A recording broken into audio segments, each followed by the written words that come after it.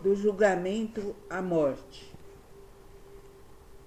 É o número 4 nosso de informações que retiramos da Wikipédia.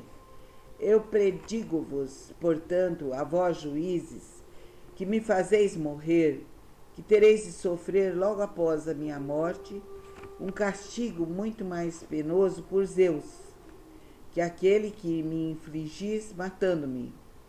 Acabais de condenar-me na esperança de ficardes livres de dar contas da vossa vida. Ora, é exatamente o contrário que vos acontecerá. Asseguro-vos, pois se vós pensardes que matando as pessoas impedireis que vos reprovem por viverem mal, estáis em erro.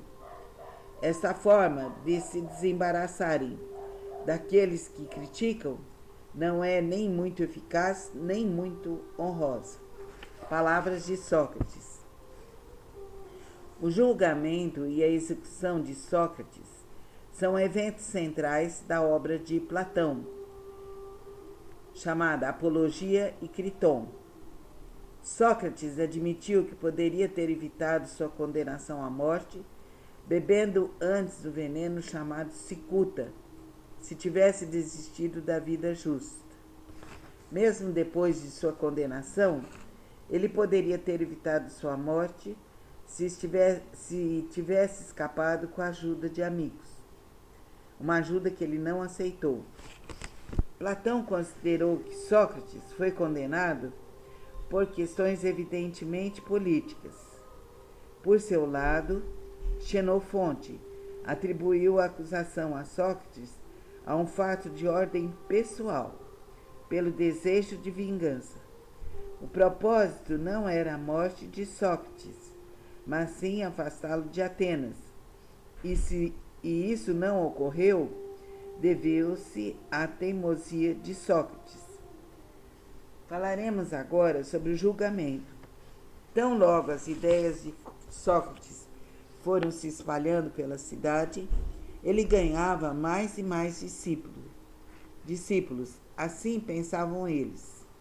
Como um homem poderia ensinar de graça e pregar que não se precisavam de professores como eles? E mais, eles não concordavam com os pensamentos de Sócrates, que dizia que para se acreditar em algo era preciso verificar se aquilo era realmente verdade. Logo, Sócrates começou a fazer vários inimigos, assim causando uma grande intriga. Mas eis que a guerra do Peloponeso estourou. Todos os homens entre 15 e 45 anos de idade foram enviados para lutar.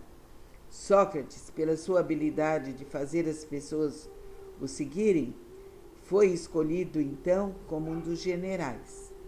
Ao final da guerra, com a intenção de salvar os poucos soldados que estavam vivos, Sócrates ordena que todos voltem rapidamente para Atenas, mas deixassem os mortos no campo de batalha, contrariando uma lei que obrigava o general a enterrar todos os seus soldados mortos ou morrer tentando. Assim, ao chegar em Atenas, ele é preso.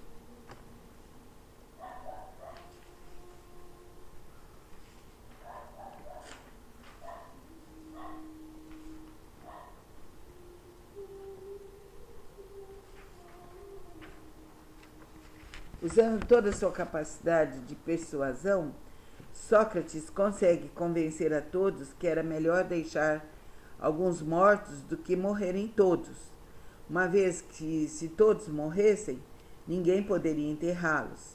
Dessa forma, ele consegue a liberdade.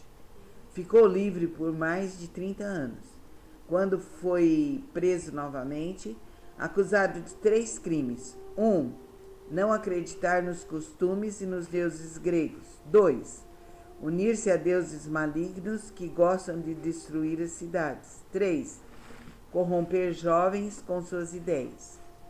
Os acusadores foram Anito, Meleto e Licon. Anito era um líder democrático, tinha um filho discípulo de Sócrates, que ria dos deuses do pai e voltava-se contra eles. Representava a classe dos políticos. Era um rico tanoeiro, representava os interesses dos comerciantes e industriais.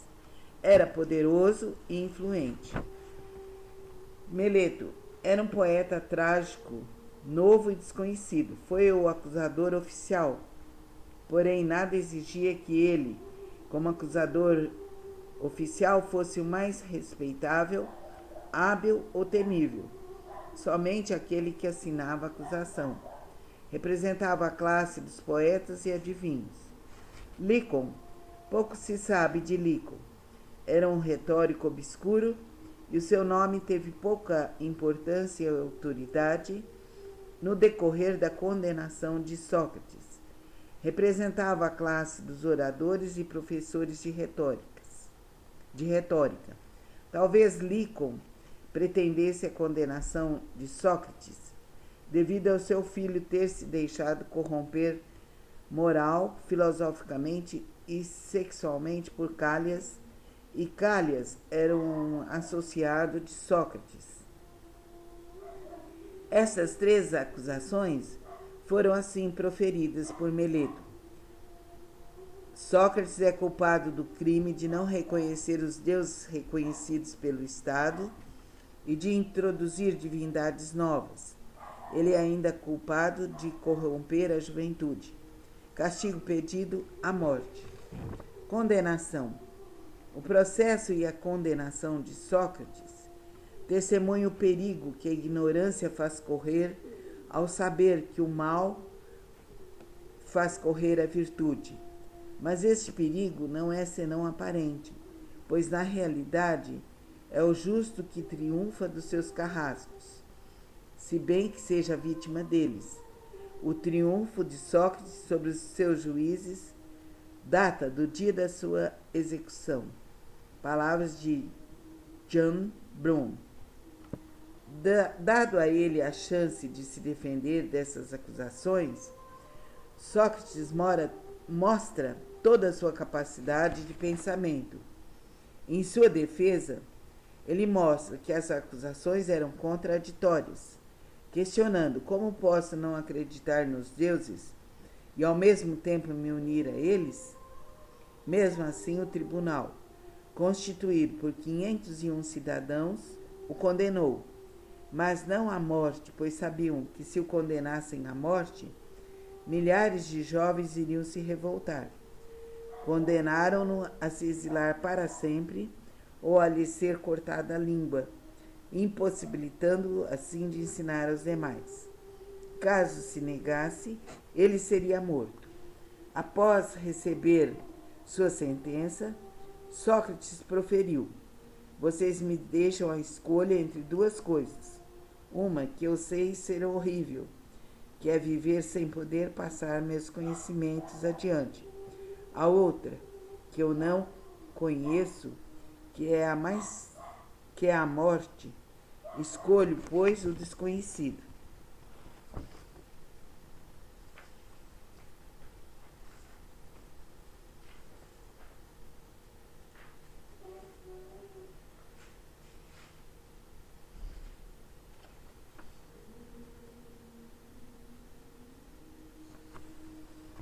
Mas eis a hora de partir, eu para a morte, vós para a vida. Quem de nós segue o melhor rumo, ninguém o sabe, exceto os deuses.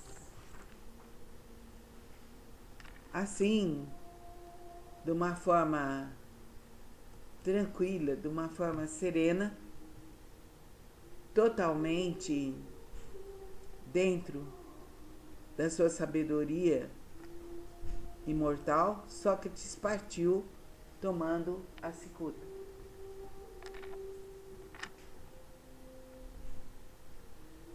Abraço a todos, estudem bastante os grandes filósofos gregos na casa de Lakshmi, estudem Jung. Namastê.